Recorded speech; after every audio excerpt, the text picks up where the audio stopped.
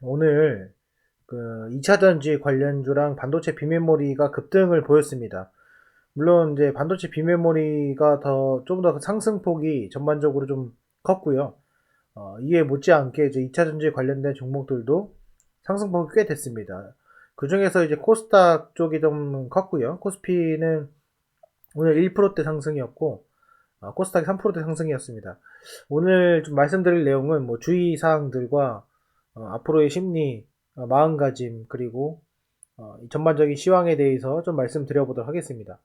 일단 삼성전자를 필두로 더 이상 물량을 줄이는 일은 없다. 더욱더 강력하게 투자를 하고 힘들 때 위기를 더 투자로 극복한다. 이런 정신으로 그런 뉴스들이 쏟아져 나오면서 상당히 긍정적인 모습을 보여줬고요. 2차 전지 같은 경우에도 상대적으로 반도체보다는 멀티플이 높은 상태였는데 그래도 과거 이제 멀티플보다 상당히 많이 내려온 상태이기 때문에 거기에 대한 반감심에 조금 저가 매수세가 좀 유입이 된 것으로 확인이 되고 있습니다.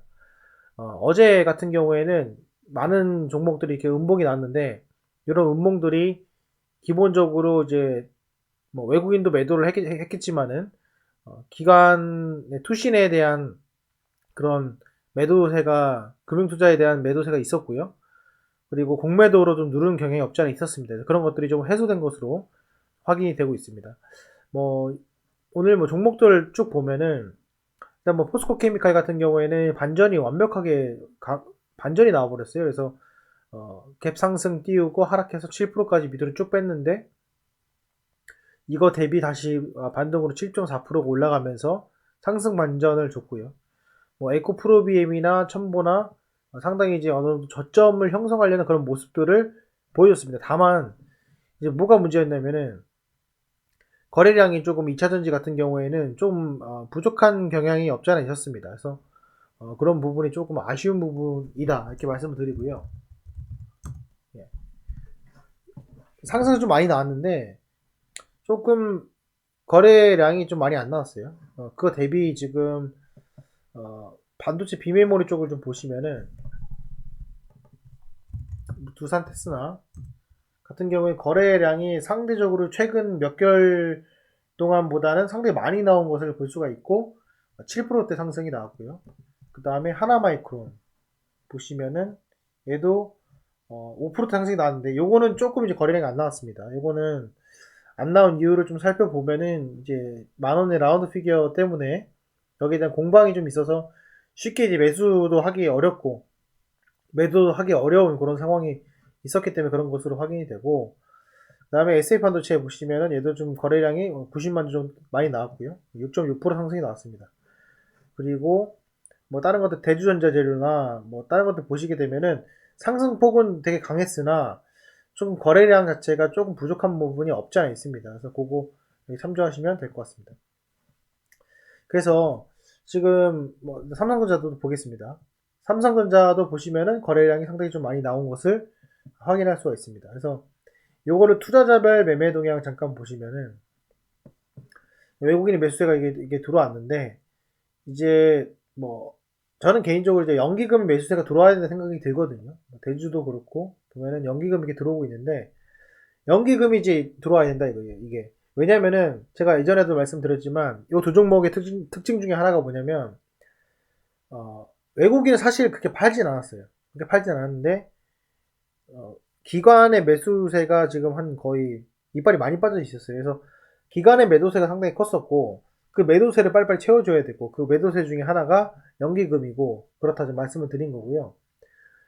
그리고 어제 이제 급락이 나온 것들 중에서 외국인 매도와 금융투자 매도의 그 매도세가 이어지면서 주가가 많이 빠졌다 이렇게 좀 말씀을 드리는데 이게 똑같은 상황입니다. 이렇게 많이 빠진 것들은 이런 상황들이 계속 보여주고 있다는 거죠. 포스코 케미칼도 장대 음봉 나왔을 때도 이제 금투랑 외국인의 매도세 이게 동시다발적으로 있었다 이렇게 좀 보시면 될 것 같습니다. 그래서 두 테마가 같이 올라갔지만은 그래도 반도체 비메모리 쪽이 조금 더 거래량이 실렸고 2차 전지는 강한 반등이 있었다 이렇게 좀 보시면 될 것 같습니다. 그래서 오늘 그 일별 동향을 잠깐 보시면은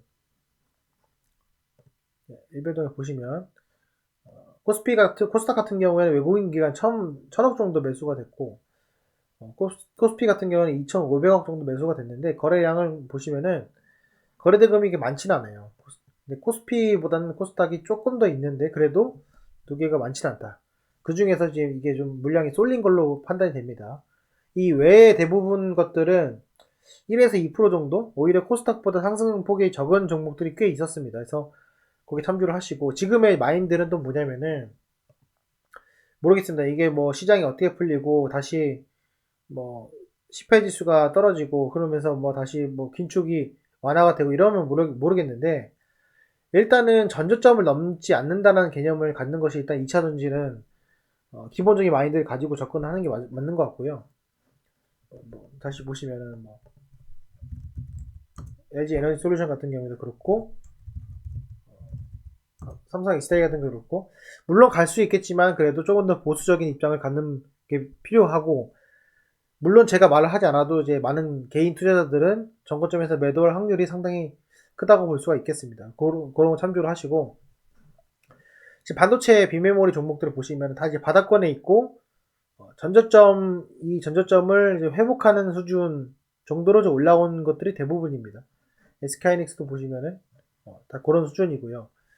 그래서 이게 우선적으로는 쌍바닥이 무너졌기 때문에 헤드앤숄더의 모습을 보여줄까 아닐까, 그걸 봐야 돼요. 그래서 중요한 포인트는 직전 저점과 직전 전고점 요 부분에서 얼마나 강한 그 한방에 솟아오르는 장대항공이 거래량이 있느냐, 요걸 판단을 해야 됐고, 그게 만약에 좀 부족하다면은 다시 헤드앤숄더로 갈 수 있는 가능성을 항상 열어두고 접근을 해야 될 것 같습니다.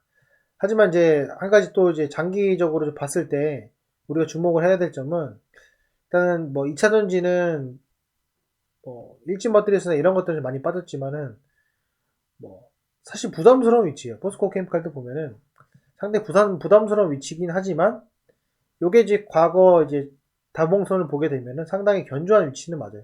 근데 이게 추가 매수를 할 수 있는 그런 위치냐라고 봤을 때는 정말 싸냐라고 하기에는 좀 어려운, 왜냐면은 다른 종목들이 다 조정을 받았을 때 조정이 안 받았기 때문에 거기에 대한 그 상승에 대한 부담감, 지루한 부담감으로 인해서 이익 실현이 나오게 되면은 밀릴 수 있게 되고, 그리고 그런 수주에 관련된 내용과 미래에 대한 그런 멀티플들이 적용이 이미 된 상태에서 주가가 올라갔기 때문에 거기에 대한 또 부담감이 있습니다. 그래서 그런 것보다는 만약에 이제 반도체 비밀모를 갖고 계신 분들에 한해서 말씀을 드려보면, 본인만의 기준선을 정하세요. 아, 나는 이 정도 아래는 싸다.